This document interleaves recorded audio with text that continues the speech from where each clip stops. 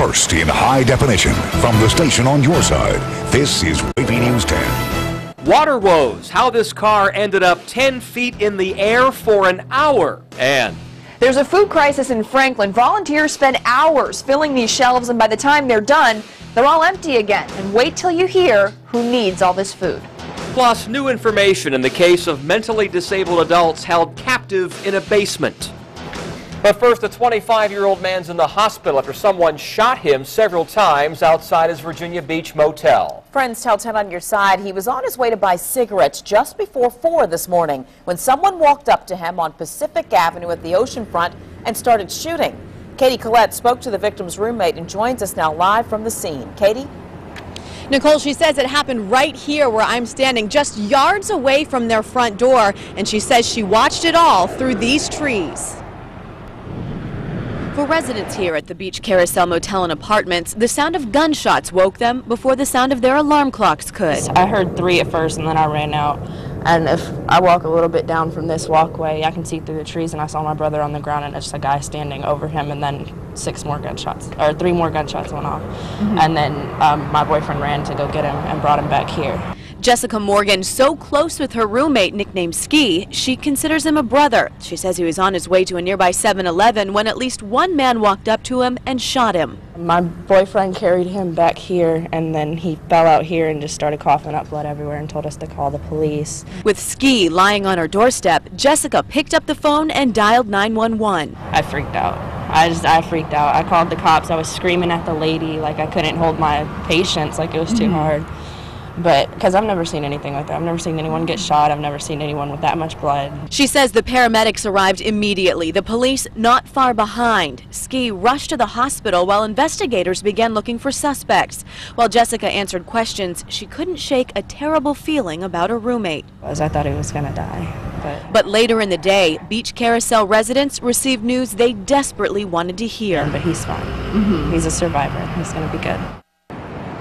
Now, police have not released suspect information yet, and Jessica tells us she did not get a clear look at the gunman's face. But if you have any information that can help police in their investigation, call the crime line at 1-888-LOCK-YOU-UP. Live in Virginia Beach, Katie Collette, 10 on your side. The man arrested before police found a baby's body at the oceanfront is facing new charges tonight. Lawrence Smith was taking care of 10-month-old Janiyah Whiteman while her mother was in jail when the baby disappeared last month. The medical examiner has not determined yet whether the baby found dead in a hotel parking lot is Janiyah or how that baby died. Today, police filed charges of child abuse and neglect against Smith, as well as concealing a dead body. A Philadelphia judge ordered a mental health evaluation of the alleged ringleader in the torture case of mentally disabled adults, including a local man. 51-year-old Linda Weston and 3 others are charged with kidnapping and false imprisonment. Investigators say they locked the victims in a basement to collect their Social Security disability checks. One of the victims is a Norfolk man. Police say 40-year-old Herbert Knowles was found chained to a boiler. He's now back with his family recovering. And a Hampton man's in trouble after police say he drove drunk and then led officers on a pursuit. Police say they tried to pull over Michael Hines last night near the Powhatan Parkway exit 664, but he took off. Investigators say he also hit a parked car on Rolfe Street before police finally caught him on Wythe Parkway. The widow of a local Marine killed during a training exercise is talking to 10 on your side. Her husband, Sergeant Christopher Jacobs, died last week in California. She and their 9-month-old son live in Perquimans County, North Carolina. It's hard to believe. My husband was so strong, so moto. In my eyes, Chris wouldn't die. But I know he has. Tonight at 6, hear why despite her husband's death, the Marine's widow has a sense of comfort tonight. U.S. troops have begun leaving Iraq. Soldiers at Assad military base in Anbar province west of Baghdad waited with their belongings before they boarded a bus to an airstrip, then a plane, and then they flew out of the country. The U.S. decision to pull all troops before the first of the year will effectively end more than 8 years of involvement in the Iraq War. My most important accomplishment of leaving Iraq is the change that I've seen since my first deployment here. It's good to know that I'm a part of history, and it's good to know that I'm leaving Iraq a more stable country. But there has been a price. Some 4,483 American troops dead, with more than 32,000 wounded since the war began in 2003. President Obama is leaving later tonight for the G20 summit in France. 12,000 police officers are deployed in and around Cannes. 20 world leaders are meeting this week to talk about the global financial markets. The political pressure apparently got to Herman Cain. The sunny disposition and calm demeanor that helped him rocket to the top in GOP polls gave way to shouts. Cain quickly recovered, but 10 on your side, Steve Handelsman reports there may be trouble ahead in the road to the White House. On day 3 of Herman Cain's crisis, Don't even bother. he couldn't cut off questions about sexual harassment. What did I say? Wants to come forward. Are you concerned about? Excuse me. Excuse me. What part of no don't some people understand? Cain understands. He could lose his frontrunner status. Today's Quinnipiac poll, taken before the disclosures, puts Cain at 30% nationally. Mitt Romney at 23%. Newt Gingrich at 10%, Rick Perry at 8%. But Quinnipiac found the 999 plan was not Cain's main appeal. Voters just liked him, and now that's in jeopardy. These allegations go to the heart of likability, and likability was Herman Cain's calling card.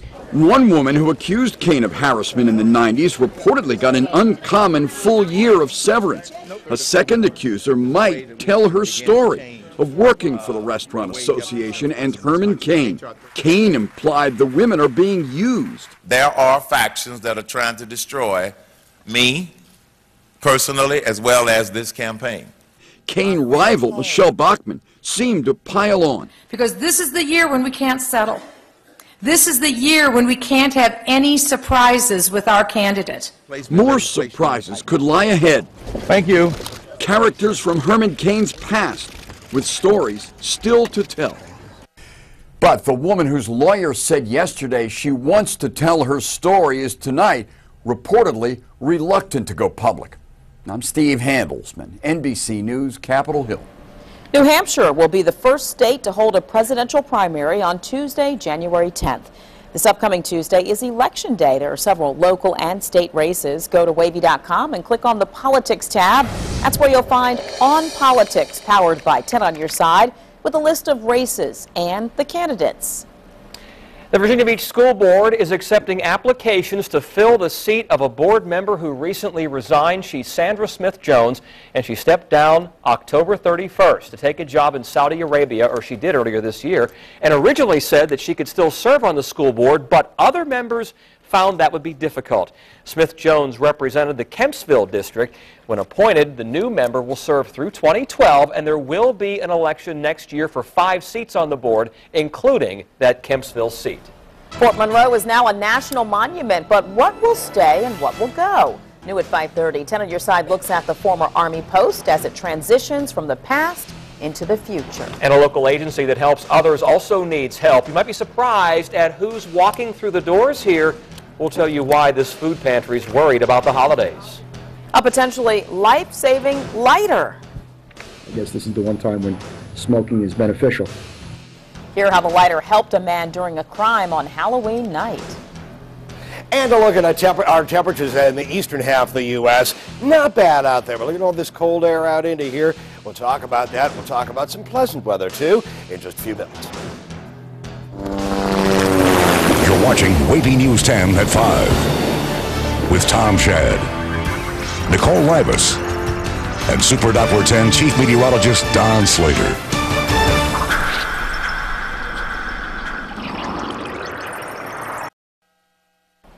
Water blasted a car 10 feet into the air. It happened in San Diego after that car smashed into a fire hydrant. The back half was upright for more than an hour until crews finally shut the water off. Witnesses say they saw people running away after the driver lost control and knocked the top off of the hydrant. Police believe the car was stolen and they're treating it as a hit and run. Winds fueled this brush fire in California's Napa County. Firefighters say the flames are threatening about 24 homes there. Investigators don't know what sparked the fire. And how about this? A cigarette lighter took the brunt of a bullet during a shooting. Police in New York say a 22-year-old man was at a Long Island intersection Halloween night when 3 men tried to rob him, And when the victim tried to run, one of the suspects shot him in the leg. But police say the bullet hit the lighter. I guess this is the one time when smoking is beneficial because we're today just talking about a minor injury when it could have been much more serious. But police have not yet caught the suspects. A sign of the times. Clients will come if they can have a roll of toilet paper. And that's all they want, because you cannot imagine. The startling numbers that have the only food pantry in one local area worried about the holidays. Find out how you can help. And senators say they know how to rescue the post office from the brink of bankruptcy. We'll tell you about the plan to save your mail.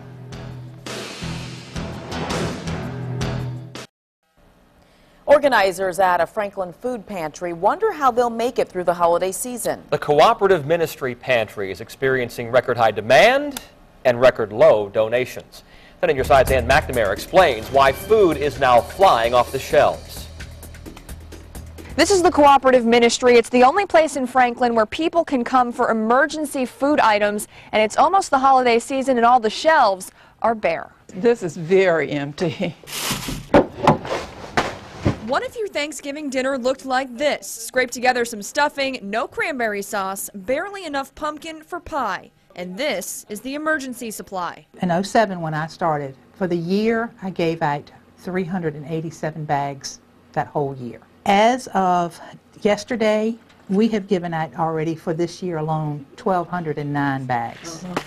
And when we leave, you know, the shelf looks just like it did before I put anything up. And who's taking all this food might surprise you. We are seeing more of what I call the you and me of the area, that are clients, that are people that work.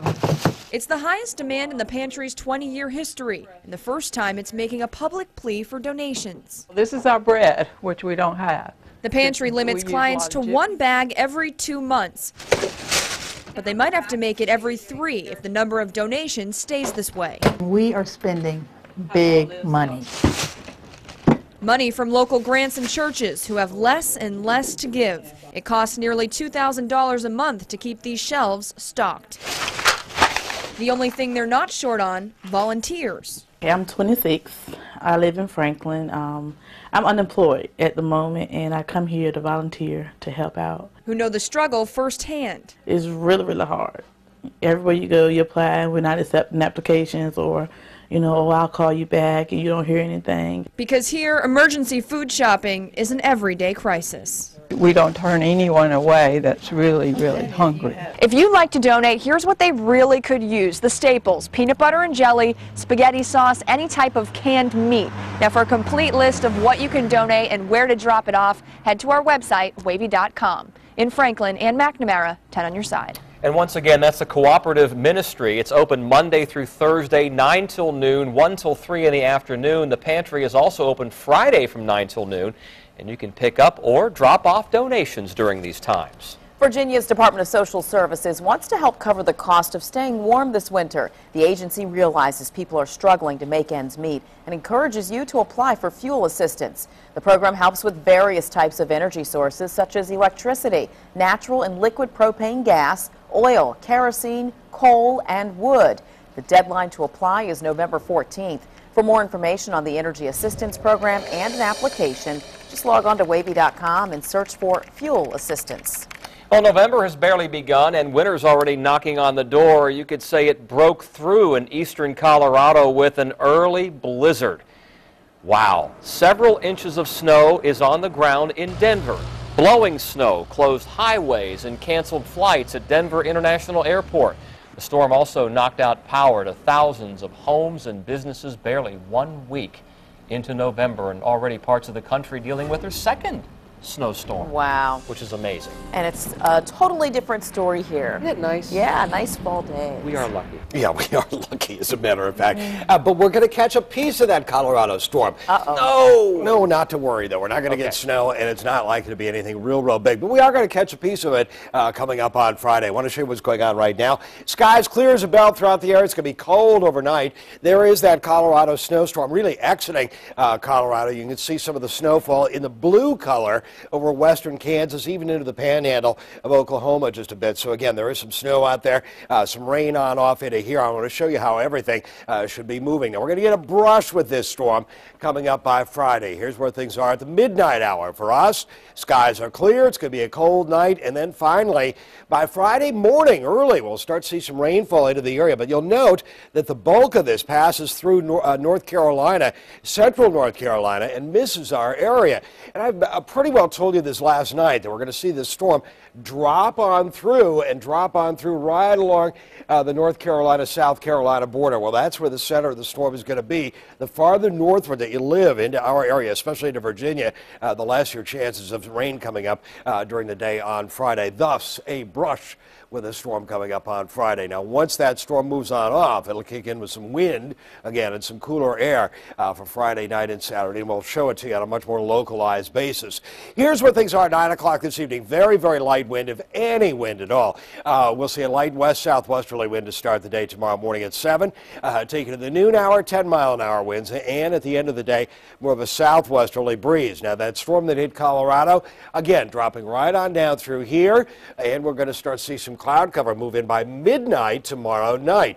There's where things are midnight. Take you to 7 o'clock in the morning. There is some rainfall into the area. We've got a northerly breeze, very, very light. But as you can see, the bulk of the heavier rain in the yellow and orange and red colors heading on down through the Raleigh-Durham area and southward from there. There's where things are at the noon hour, 10 to 15-mile-an-hour winds. We did see a few showers into our area during the morning hours, and even into North Carolina, there's not going to be all that much going on in terms of rainfall. And certainly by the end of the day, we'll just see some stray cloud cover.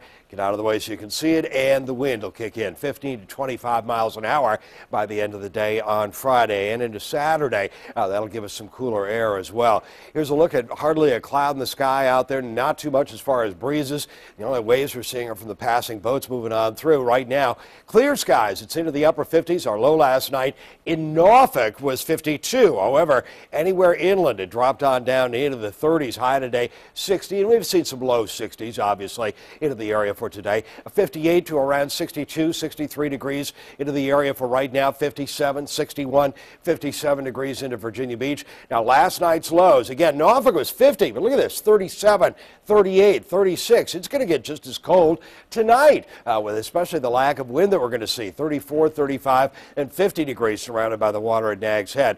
Into the Hampton Road south side, 33, 35, and then up into the upper 30s to mid 40s for the peninsula, around 36 to 41. Middle Peninsula, Northern Neck, Eastern Shore, basically into the upper 30s again overnight. 64, though, for tomorrow. 63 on Friday with a chance of some rain during the morning hours. It'll be rather breezy late in the day Friday and on into Saturday, warming into next week. Could the idea of the dreaded freshman 15 be a bit bloated? Researchers put young waistlines to the test. We'll tell you what they found out. And bad news, ladies. Enjoy a glass of wine. That's good for your heart, but now it could be linked to a potentially fatal disease. Next at 5:30, why you might need to scale back on your alcohol consumption.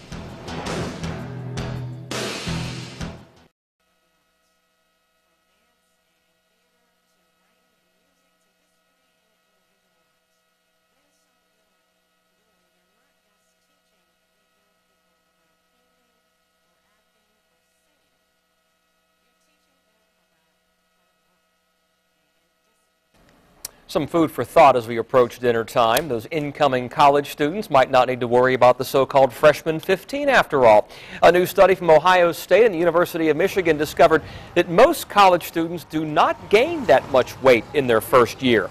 The researchers say the average freshman gains about 3 pounds over the school year, about the same as people that age who don't go to college. About 25% of those studied actually lost weight when they went to college. I wonder why. Turns out the same red wine compound that's good for your heart could also be good for weight loss. Dutch researchers looked at 11 obese but otherwise healthy men over 30 days. They treated with some of them with resveratrol, which is naturally found in red grapes. Now, the other subjects got a placebo. Researchers say the results showed the men dosed with the red wine compound had a significantly improved metabolic rate, comparable to someone's metabolism on a strict, low-calorie diet. There was also reduced fat in the liver and lower blood sugar and blood pressure.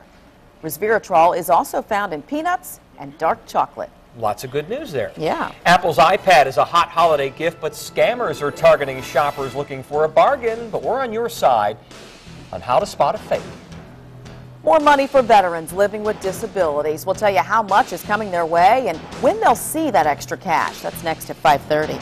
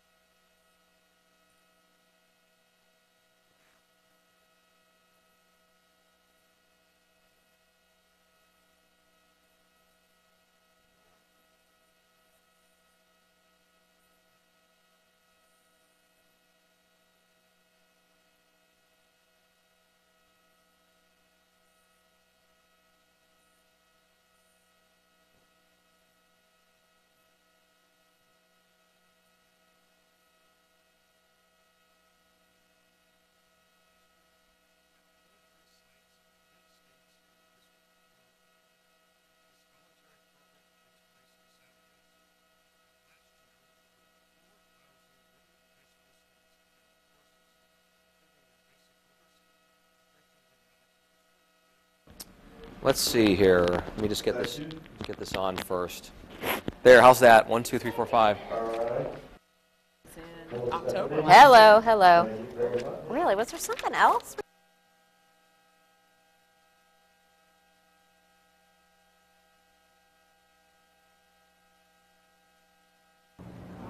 Hello, test check 1, 2.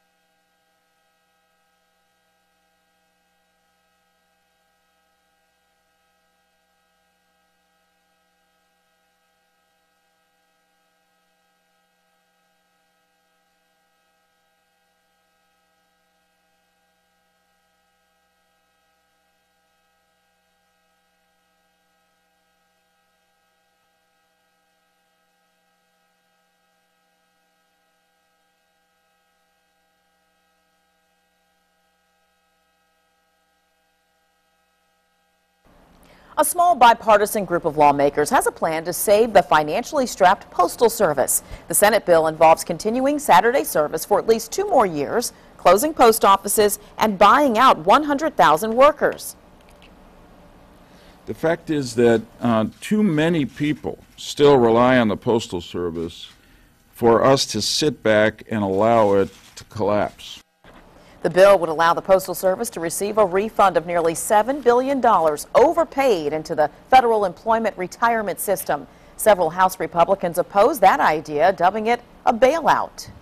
Imitation is the sincerest form of flattery unless it's something illegal. We're on your side with this consumer alert as we go into the holiday shopping season. The success of Apple's iPad is attracting counterfeiters. You're looking at the real thing, but one brand protection company says it found tens of thousands of fakes for sale online. They don't work well and don't have that warranty protection. We're on your side with how to spot a fake. Look out for fake Apple logos and be wary of overseas retailers and a price that just sounds too good to be true. The best advice: only buy iPads from Apple or a trusted retailer. Stay with us. WAVY News 10 at 5:30 starts right now.